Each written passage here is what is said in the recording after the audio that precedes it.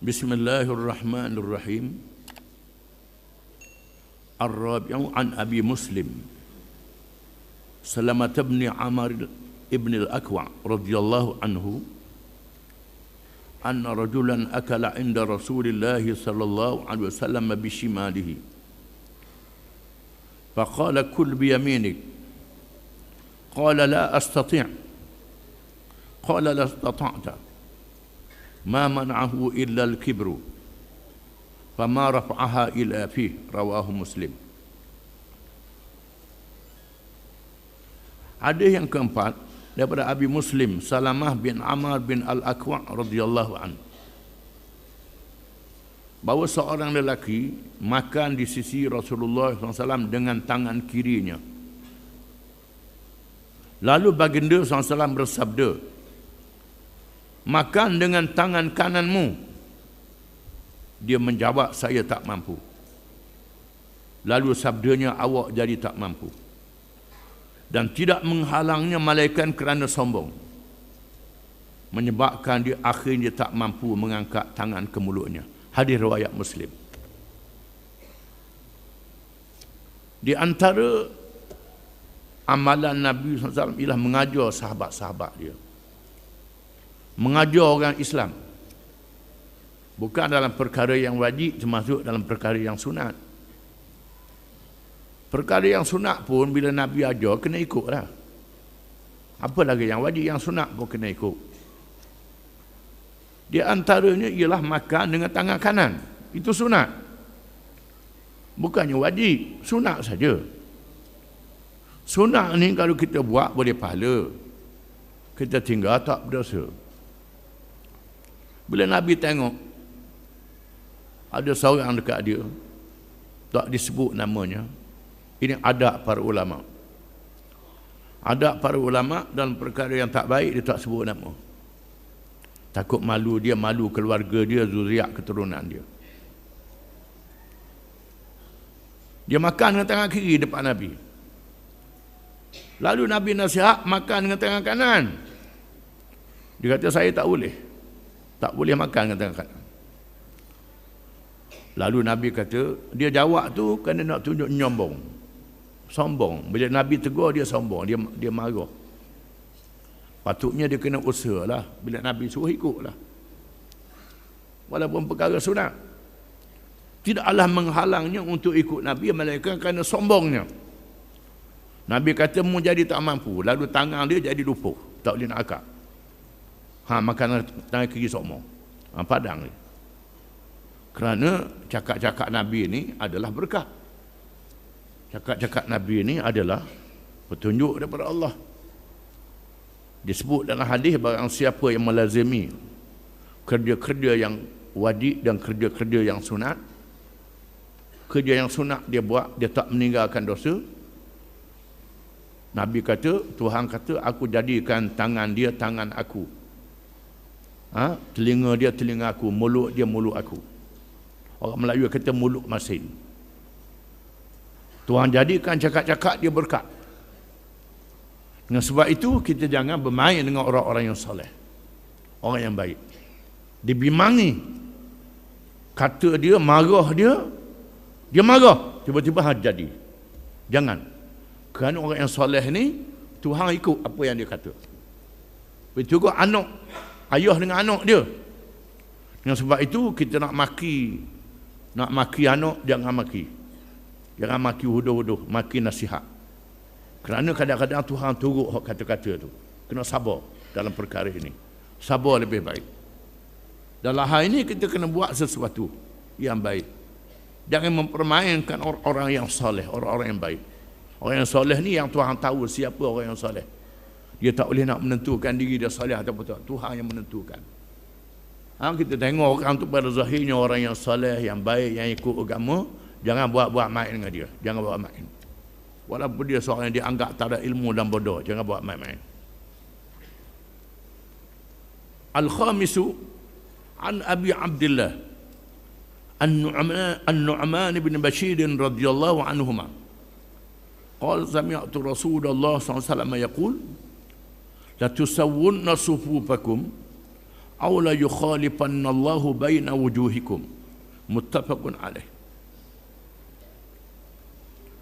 Dari Abi Abdullah An-Nu'man bin Bashir radhiyallahu anhuma, katanya, aku telah mendengar Rasulullah SAW telah bersabda, betulkan saf kamu, yakni saf ketika semayang, betulkan, ataupun Allah menjadikan kamu bertelengkoh sesama kamu. Hadis riwayat Bukhari dan Muslim. Hadis ini menunjukkan Nabi juga menjaga jamaah ketika bersemayang supaya membetulkan saf. Barisan semayang tu biar betul, jangan belok. Kerana kalau saf tu belok, hati jadi belok juga. Jadi belok, jadi balah antara satu sama lain. Betulkan saf. Yang meriwayatkan hadis ni An-Nu'man bin Bashir. Nu'man sahabat, Bashir sahabat juga. Dua beranak ni sahabat. Disebut radhiyallahu anhumah. Radhiyallahu anhumah, dua beranak tu sahabat belaka. Pun diriwayatkan dalam hadis bahawa Bashir ayah dia ni suruh Nu'man beri hadiah barang korang. Beri hadiah barang korang. Tiba-tiba Nu'man gomok ke dia. Hadiah ayah dia suruh hadiah korang, dia gomok ke dia. Dia kena ambil ke dia. Lalu balah antara Nu'man dengan Bashir. Balah dua beranak ni dan temu Nabi SAW. Bashir kata, saya beri ke dia bukan suruh dia ambil, suruh beri korang. Ni gomok ke dia. Nu'man kata, dah saya nak ambil, dia kena nak macam mana. Lalu Nabi kata, wahai Nu'man, ambillah barang tu. Wahai Bashir, boleh pahala juga. Boleh pahala juga. Nu'man ambil hak ayah dia beri, dan Bashir boleh pahala juga. Bahkan disebut dalam riwayat yang lain, boleh pahala dua. Pahala beri, pahala hubungan di antara anak dengan ayah. Macam kita beri kepada anak-beranak kita. Sedekah kepada anak beranak dengan sedekah kepada orang lain, lebih afdal sedekah kepada anak beranak. Kerana sedekah pada orang lain, pahala sedekah. Sedekah pada anak beranak, pahala sedekah dan pahala silaturahim. Dua kelebihannya. Ini selingan pada rawi hadis ini. Dalam hadis ini Nabi suruh betul sah semayang. Sah semayang ni jangan buat main-main. Jangan buat ikut suka. Termasuk di antara disiplin yang diajar oleh Nabi. Peraturan yang Nabi ajar. Jangan cambar aja. Perangai orang kita ni suka cambar, suka ikut suka. Sah semayang pun tak betul. Dan Nabi cukup disiplin, menjaga disiplin sahabat-sahabat dia.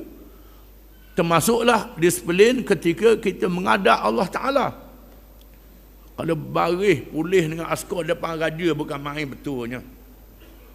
Betulnya depan raja, depan presiden, depan Perdana Menteri. Tengok, bukan main betul je baris. Kalau tak betulnya pihak dia ketua. Betulnya depan raja. Mana besar Tuhan raja? Mana besar Tuhan dengan Perdana Menteri, dengan presiden? Tuhan tak ada bandingan. Ni dok kita dengan Tuhan buat barang je. Buat mudah-mudah je. Kalau nak menghadap orang besar bukan main pakai lepang.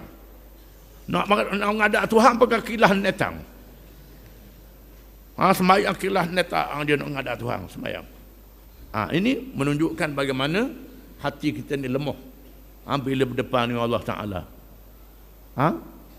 Ada setengah pula sembahyang tak ada tamaninoh. Ada siwak dalam TV. Di mana ni Indonesia mana? Bayang tak ada tamaninoh. Mayat terawih berapa minit? 10 minit mayat terawih. Piak. Saya dia buat gitu depan presiden dia boleh tak? Yang kena lepang mak dia. Kena lepang depan presiden. Ke Tuhan kita kena jagalah adab. Kita menghadap Tuhan, menghadap Allah Ta'ala. Walaupun dalam perkara yang sunat, perkara itu tak wajib. Walaupun dalam masalah tamakninah ni ada ulama mengatakan wajib, ada ulama mengatakan tak wajib. Walaupun begitu, ini termasuk dalam adab, dalam akhlak kita bila kita menghadap Allah Ta'ala. Ulama dia bahas dari segi hujah saja, wajib tak wajib. Dari segi adab semua ulama mengatakan sama ada wajib ataupun sunat. Kerana adab kita bila menghadap Allah Ta'ala. Wa fi riwayatin li Muslimin kana Rasulullah sallam yusawwi sufufana hatta ka'annama yusawwi bihal qidah hatta idza ra'a anna qad aqalna anhu thumma kharaja yawman faqama hatta kada an yukabbira fara'a rajulan badiyan sadrahu faqala ibadallah la tusawwunna sufufakum aw la yukhalifanna Allahu baina wujuhikum. Adalah Rasulullah SAW pada suatu hari membetulkan saf-saf kami ketika sembahyang, sehingga seperti membetulkan anak-anak panuh dalam bekas. Macam dia betul anak panuh dalam teluk, dalam bekas. Membetulkan saf ni. Bergaluhnya Nabi ni. Sehingga dia melihat kami betul-betul. Kemudian dia keluar pada satu hari mendirikan sembahyang. Hampirlah dia nak bertakbir. Tiba-tiba dia melihat seorang yang dadanya ke depan, tak betul saf. Lalu dia bersabda, wahai hamba-hamba Allah, betulkan saf-saf kamu ataupun kamu bertelengkah kalangan kamu sendiri. Betulkan saf-saf kamu. Dia tak sebut nama orang. Tak sebut nama orang. Betulkan saf kamu, betul molek. Dia tak direkah orang tu. Dia tak marah, ada juga. Hak Nabi marah pun ada. Betulkan saf kamu. Maka dia betulkan saf. Menunjukkan bagaimana Nabi membetulkan saf. As-sadisu an Abi Musa radhiyallahu anhu qala ahtaraqa baitun bil madinati ala ahlihi min al-lail. Falamma hudditha Rasulullah sallallahu alaihi wasallam bi sya'nihim qala inna hadhihi an-nara aduwwun lakum fa idza nimtum fa atbi'uha ankum muttafaqun alaih. Hadis yang ke-6 dari Abi Musa radhiyallahu anhu. Katanya telah terbakar rumah di Madinah, mengancam penduduknya di waktu malam. Manakala diberitahu kepada Rasulullah sallallahu alaihi wasallam keadaan mereka, lalu dia bersabda, sesungguhnya api ini musuh kepada kamu. Apabila kamu tidur, padamkan daripada kamu. Hadis riwayat Bukhari dan Muslim. Menunjukkan Nabi kita Muhammad SAW termasuklah ajar peraturan bila nak tidur. Jaga keselamatan, jaga rumah. Sebab begitu Nabi ajar. Bukan saja Nabi ajar zikir saja, ajar doa saja, ajar sembahyang puasa saja, termasuk ajar peraturan-peraturan hidup. Di antaranya menjaga keselamatan. Bila berlaku rumah terbakar di Madinah, mengacam penduduknya, diberitahu kepada Rasulullah sallallahu alaihi wasallam. Lalu dia bersabda, api ini sebenarnya musuh kamu, jaga molek. Walaupun mengguna api untuk masak, untuk menerangi rumah, pasang pelita, tapi api ini musuh. Kalau besar, bahaya pada kamu. Oleh kerana itu, untuk jaga keselamatan, bila kamu tidur, padamkan pelita. Padamkan pelita kamu bila kamu tidur, kata Nabi. Nabi suruh padamkan pelita bila tidur. Tujuannya untuk menjaga keselamatan kamu, menjaga keamanan kamu, termasuklah menjaga keamanan. Dalam dunia hari ini, dia buat arahan supaya dipadamkan lampu, dipadamkan api, dia adakan peraturan dan undang-undang supaya mengawal penggunaan lampu, penggunaan api. Ditubuh pula pasukan bomba pula untuk mengawal keselamatan supaya kalau berlaku kebakaran boleh mengatasi masalah ini. Ini termasuk dalam perkara fardu kifayah. Fardu kifayah. Orang Melayu fardu kifayah semayang-mayak saja. Teruknya orang Melayu ni. Semayang-mayak je fardu kifayah, hak lain tak ada dah. Hak tu saja, hak tu dia ajarnya. Padahal fardu kifayah ni banyak. Semua keperluan orang Islam adalah fardu kifayah. Termasuklah ke laut, termasuklah bercocok tanam, termasuklah berniaga, termasuklah bertukang, termasuklah semua kerja-kerja yang dibuat untuk keperluan masyarakat, bagi kehidupan dunia dan agama adalah fardu kifayah. Jangan siapa urusan ini diambil oleh orang bukan Islam. Akhirnya fardu kifayah ni semayang-mayak je, maka baju orang buat, makanan orang buat, keselamatan kita orang jaga. Tak apalah, kita bebas semayang, tak ada orang ganggu. Orang putih merata, askar orang putih keliling pening. Pasal apa? Fardu ain, fardu kifayah boleh buat dah. Bodohnya, teruknya, sampainya jajah. Begitu pemikiran kita. Padahal Islam mengajar supaya semua dikuasai oleh orang Islam. Bukan sahaja perkara ibadat, termasuk urusan dunia, termasuk urusan keselamatan, urusan kesihatan. Mesti ada orang Islam yang tahu dalam bidang-bidang ini. Ini perkara yang kita kena faham betul-betul. Agama kita ini satu agama yang menunjuk jalan dunia sehingga hari akhirat. Wallahu a'lam.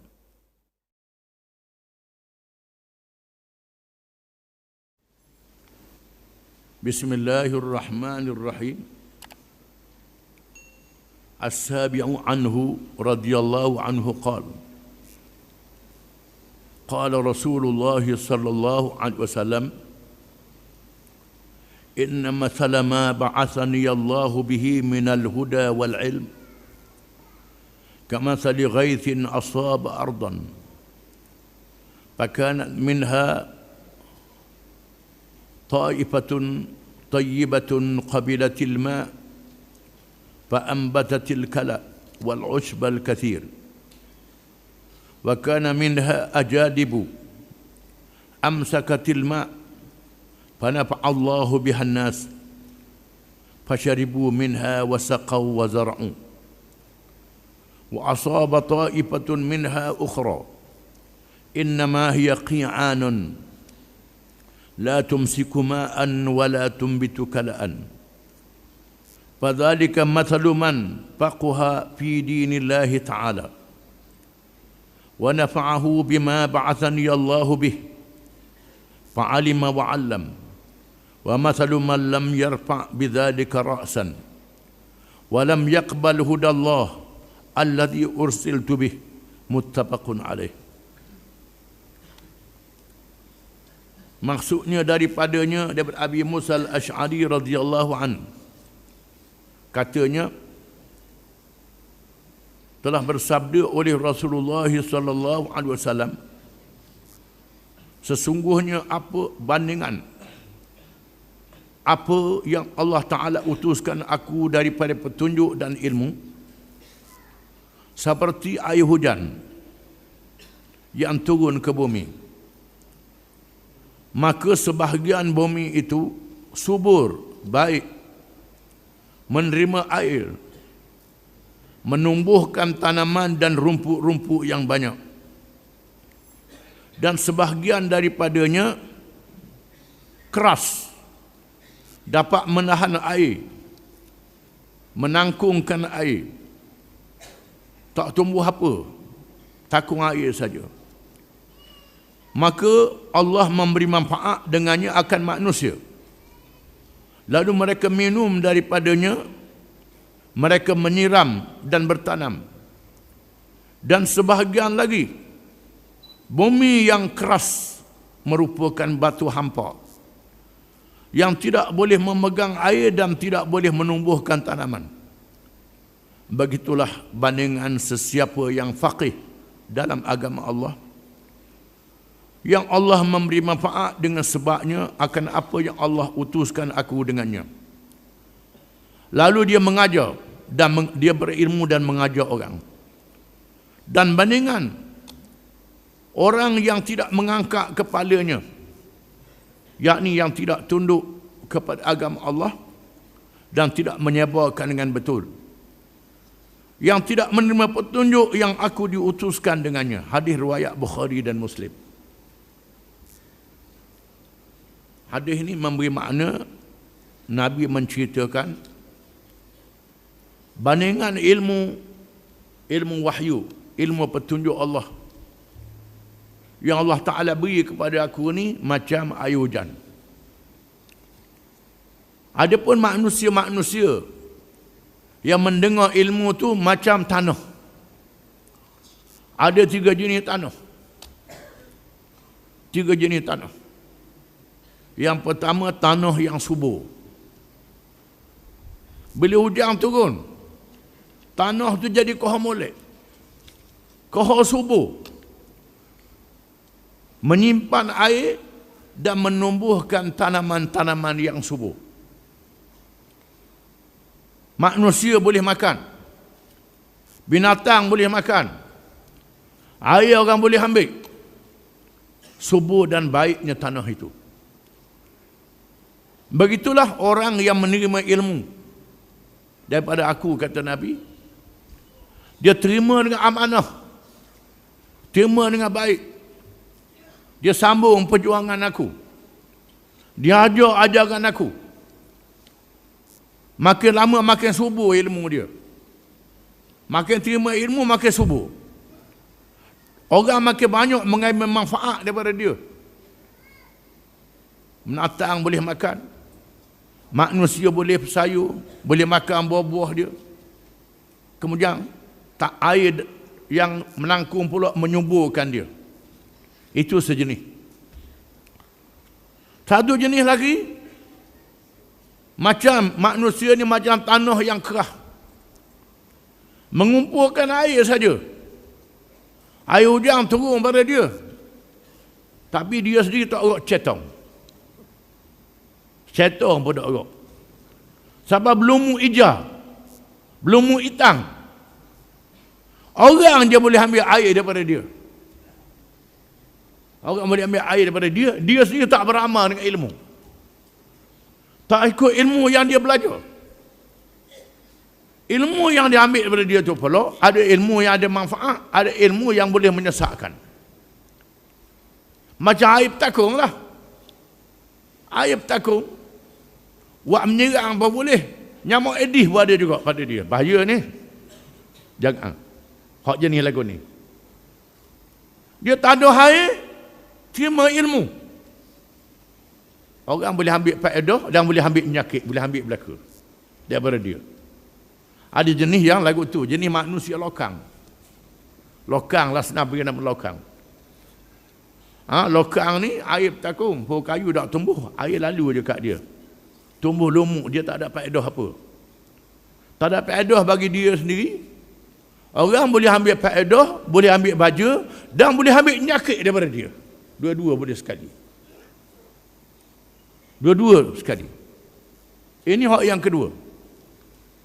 Yang ketiga pula, macam batu apa.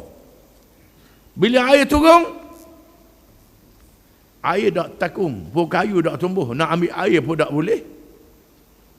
Nak ambil air pun tak boleh. Kerana air tak takung. Air tak takung. Nak ambil air daripada dia pun tak boleh. Air tak takung, duduk kerah situ lah.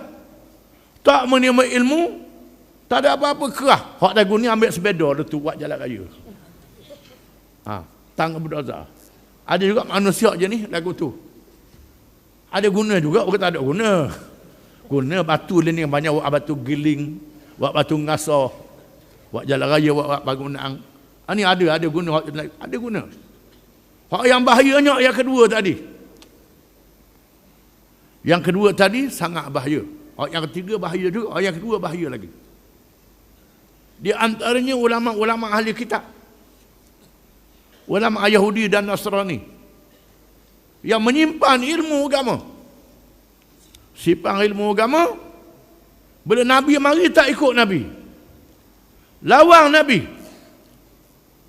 Dia cerita juga dalam Taurah ada hukum hudud. Ada hukum hudud rupanya, tapi tak boleh pakar, dia kata.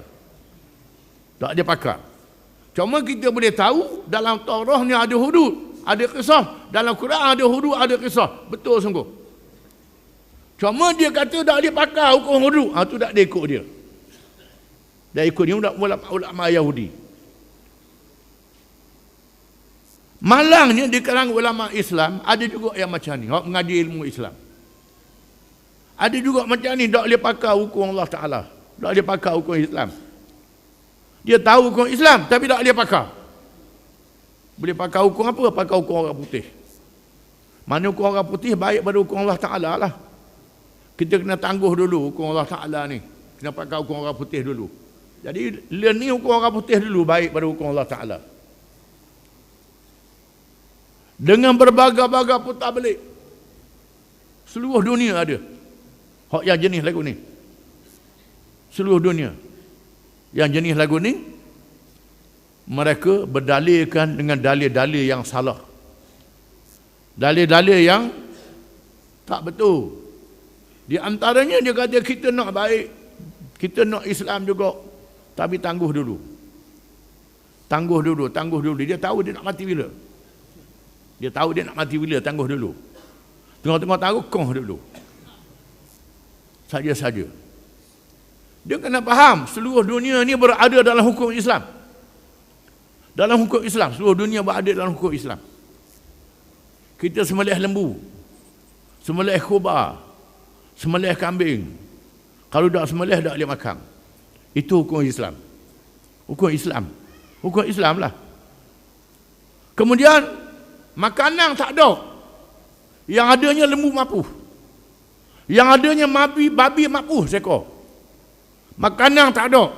Kalau tak makan, mati. Maka wajib kena makan. Itu hukum Islam juga. Hukum Islam juga boleh makan lagi babi. Bila? Dalam keadaan darurat. Faman turra ghaira baghin wala adin fala itsma alaih. Barang siapa yang berada dalam keadaan darurat, dia boleh makan dengan tidak melampaui batas. Tuhan sebut dalam Al-Quran, innallaha ghafurur rahim. Allah Ta'ala Maha Pengampun lagi Maha Penyayang. Tak ada makanan. Masa lembu ada, kambing ada, ikan ada, boleh sembelih, makan hak ni dulu. Maka ni hukum syarak. Masa tak ada makanan, yang adanya hak ni, maka boleh makan. Ini hukum syarak juga. Hukum syarak juga. Begitulah dalam undang-undang yang lain. Dalam masalah ekonomi, dalam masalah politik, dalam pentadbiran segala-galanya. Hukum Islam mengatakan ini dia. Hukum Islam ini dia. Peringkat-peringkat yang kita faham. Peringkat di dalam hukum Islam. Dalam kawasan Islam.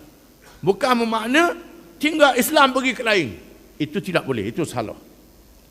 Ini kena faham betul-betul dalam masalah ini. Malangnya, hari ini ada orientalis. Orientalis ini ialah mereka yang bukan Islam yang mengkaji Islam.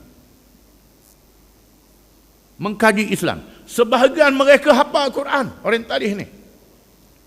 Orang putih, orang Inggeris, orang Perancis, orang Jerman. Fasih bahasa Arab.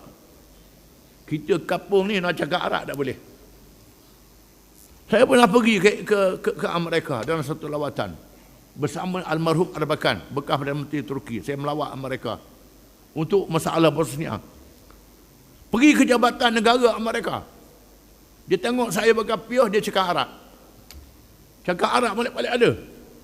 Dia kata daripada mana? Daripada Malaysia. Cakap Melayu pula. Ha, ni hebat ni. Ha, ni syaitan ni jaga ni, syaitan. Syaitan. Dia boleh menguasai berbagai-bagai bahasa. Sebahagian mereka boleh baca Quran, hafal ayat-ayat Quran. Tapi merosakkan manusia, merosakkan orang.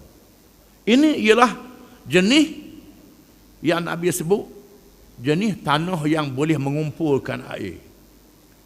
Mengumpulkan air sampai berlumuk dia sendiri tak pakai gawah. Tak ada guna. Imam Ghazali sebut di kalangan orang Islam, ulama usu, ulama jahat. Imam Ghazali sebut dalam kitab Ihya Ulumuddin. Baca kitab Ihya Ulumuddin, ulama usu ataupun ulama ud-dunya, ulama yang mengejar dunia saja. Ulama yang mengejar dunia saja. Dah dia tanya kita tak mahu ke dunia, nak juga ke dunia, kita duduk atas dunia kan. Kita tak mati lagi. Kena makan lah. Kena ada baju, kena ada kereta. Duduk atas dunia lagi. Bukan duduk dalam kubur. Duduk atas dunia. Cuma kita kena sedar. Dunia ni tempat persinggahan. Lepas tu pergi ke alam akhirat. Hak jenis ulama dunia ni dak sedar ke mati. Ini dia ulama dunia, Imam Ghazali sebut dalam Ihya Ulumuddin. Ulama dunia ataupun ulama usu, ulama yang jahat, yang dilaknat oleh Allah Ta'ala, dilaknat oleh semua yang melaknat di atas muka bumi kerana menyesatkan orang, menyesatkan manusia. Ini kena jaga-jaga.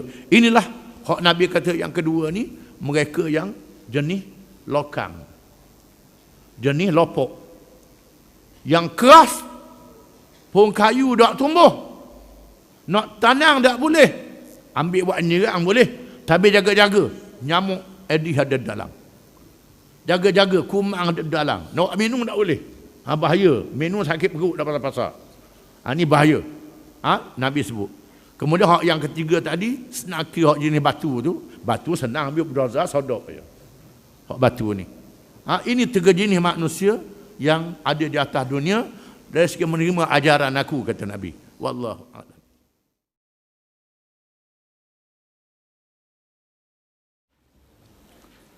Bismillahirrahmanirrahim.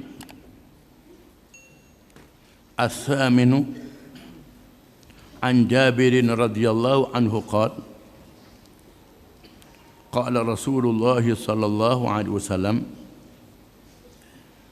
masali wa masalukum كمثل رجل أوقد نارا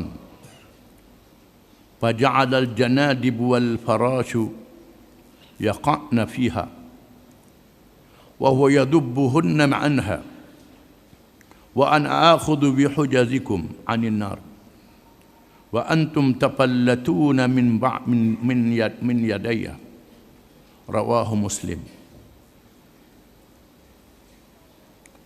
Dari Jabir radhiyallahu anhu, katanya sabda Rasulullah sallallahu alaihi wasallam, bandingan aku dan kamu, bandingan aku dengan kamu semua ni, kata Nabi, samalah seperti seorang yang menyalakan api, menyebabkan kelkatu dan binatang-binatang yang halus jatuh ke dalam api itu, terbakar. Padahal aku menghalang kamu.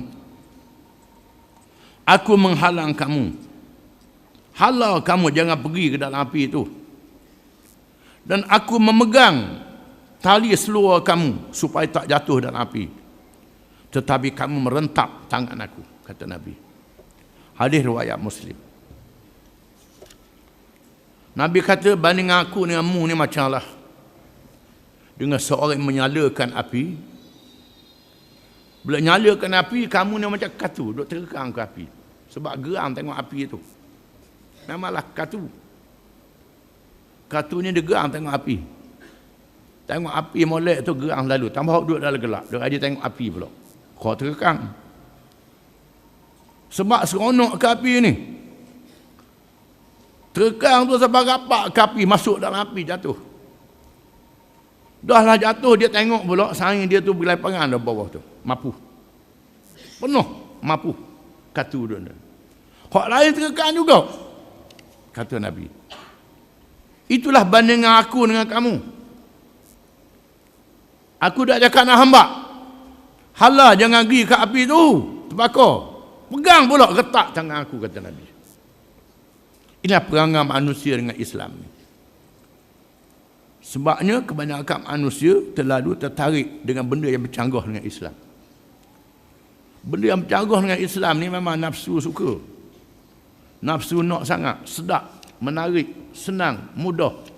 Dia berasa begitu. Padahal semua yang dihalang oleh Islam, sama ada perkara dunia dan perkara akhirat, semuanya merosakkan manusia. Semua yang diharamkan oleh Islam mendatangkan penyakit. Arak, dadah, candu mendatangkan penyakit. Berzina mendatangkan penyakit. Makanan yang haram mendatangkan penyakit. Pergaulan yang bebas mendatangkan penyakit. Buka aurat menyebabkan berlakunya salah laku. Ceroboh antara satu sama lain.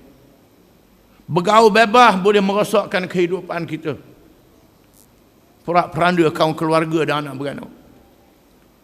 Maka riba merosakkan ekonomi. Semua yang diharamkan oleh Islam merosakkan manusia.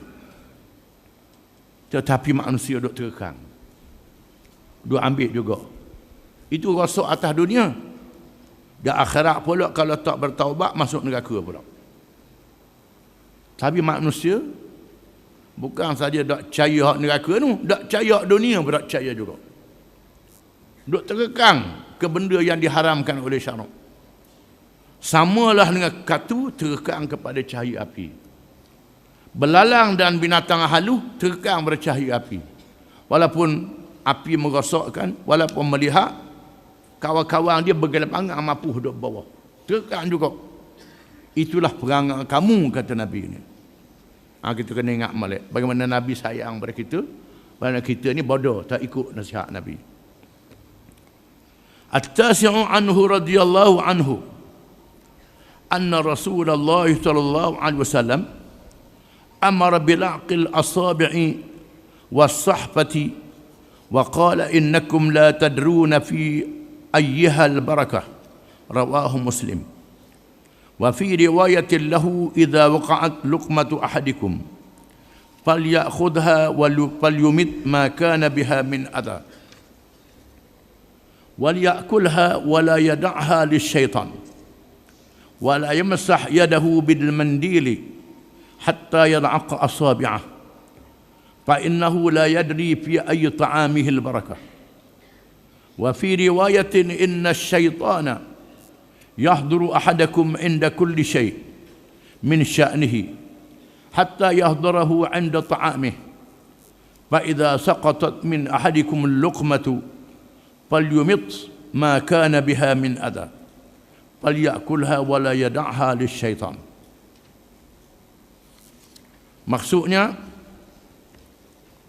hadis yang ke-8 dari Jabir, hadis yang ke-9 darinya dari Jabir radhiyallahu anhu, bahawa Rasulullah SAW bersabda, menyuruh menjilat jari-jari dan pinggan, melicinkan pinggan. Dan sabdanya, sesungguhnya kamu tidak tahu yang mana makanan kamu itu ada berkat. Hadis riwayat Muslim. Mengikut riwayat yang lain baginya, apabila jatuh sesuap makanan seseorang kamu, hendaklah dia mengambilnya dan bersihkan daripada yang kotor dan makan. Jangan biarkan pada syaitan, dan jangan dia menyapu tangannya dengan sapu tangan sehingga dia menjilat jari-jarinya. Sesungguhnya dia tidak tahu pada yang mana makanannya ada berkat. Mengikut riwayat yang lain baginya juga, sesungguhnya syaitan menghadiri seseorang kamu dalam semua keadaan, sehingga menghadiri kamu ketika makan. Apabila jatuhnya makanan seseorang kamu, hendaklah dia membuang segala yang kotor dan dia makan balik. Jangan biarkan untuk syaitan. Hadis ini menunjukkan adab makan. Ada dalam Islam, dan ada di dalamnya perkara yang gaib yang kita tak nampak dengan mata. Macam dosa pahala lah juga. Di antara yang gaib ialah berkat. Berkat. Berkat ni tidak ada dalam istilah ilmu manusia. Ada dalam istilah ilmu agama saja. Iaitulah perkara yang mendatangkan kebaikan agama, dunia dan akhirat, yang diberi oleh Allah pada diri kita. Di antaranya ialah makanan yang halal. Dalam makanan yang banyak-banyak itu, sudah tentulah ada daripada harta yang paling bersih, yang kurang bersih, yang tak berapa bersih, yang kita tak tahu, yang syubhah dan seumpamanya. Maka bahagian yang bersih itu banyak berkatnya. Kita tak tahu di kalangan makanan yang kita makan itu. Maka kata Nabi, bila kamu makan, jilat jari, jilat pinggan, jilat sudu, bersihkan sehingga tak ada sikit pun yang tinggal. Kerana kamu tak tahu yang mana makanan itu yang ada berkat. Sekiranya makanan tu jatuh, kata Nabi, ambil makanan tu, buang kotoran dia dan makan balik. Jangan biarkan pada syaitan. Menunjukkan bahawa di sana ada syaitan, makhluk syaitan yang kita tak nampak. Kita tak nampak syaitan tu ambil makanan, jilat, mamuh, tak nampak. Perkara yang gaib. Nabi beritahu ada syaitan. Syaitan ni dia makan bukan macam lembu makan. Bukan macam manusia makan, macam jin makan, lain dengan kita makan. Ada cara makan dia sendiri yang diketahui oleh Allah Ta'ala, yang beritahu pada Nabi SAW. Maka jangan biarkan makanan tu tumpah, kutip balik. Sama ada kita makan ataupun beri makan pada ayam itik kita, tak apalah. Binatang-binatang pun boleh makan. Jangan biarkan pada syaitan. Jangan bagi syaitan makan. Seboleh-bolehnya bersihkan jari kita daripada makanan, supaya yang sikit yang berkah itu masuk pada tubuh kita. Itu masuk dalam perkara yang gaib yang kita tak tahu. Ada pula orang kata tak boleh ikut Nabi, kotor. Awak hina ke Nabi, tak boleh. Ini adalah sunat, bukannya wajib, sunat saja. Dalam perkara yang sunat, tak boleh kita hina hukum Islam. Hukum sunat pun tak boleh hina. Apa lagi hukum yang wajib? Kita tak mau buat, itu satu bab yang lain. Ini bukan suruhan yang wajib, suruhan yang sunat. Tapi mazhab az-zahiriyah, Az-Zahiriyah ni mazhab yang pakai nah zahir saja. Nah yang zahir yang ada dalam Quran, pakai wajib belaka. Pakai zahir ayat Quran. Dia tak pakai benda-benda yang dihuraikan oleh ulama-ulama yang faham. Di sana ada suruh yang wajib, ada suruh yang sunat. Ulama mengatakan jilat jari ini termasuk dalam suruhan yang sunat. Yang sunat. Sebabnya kalau kita basuh tangan pun, kita cuah balik, semut boleh makan. Semut boleh tumpah makan. Binatang boleh tumpah makan. Tak ada masalah.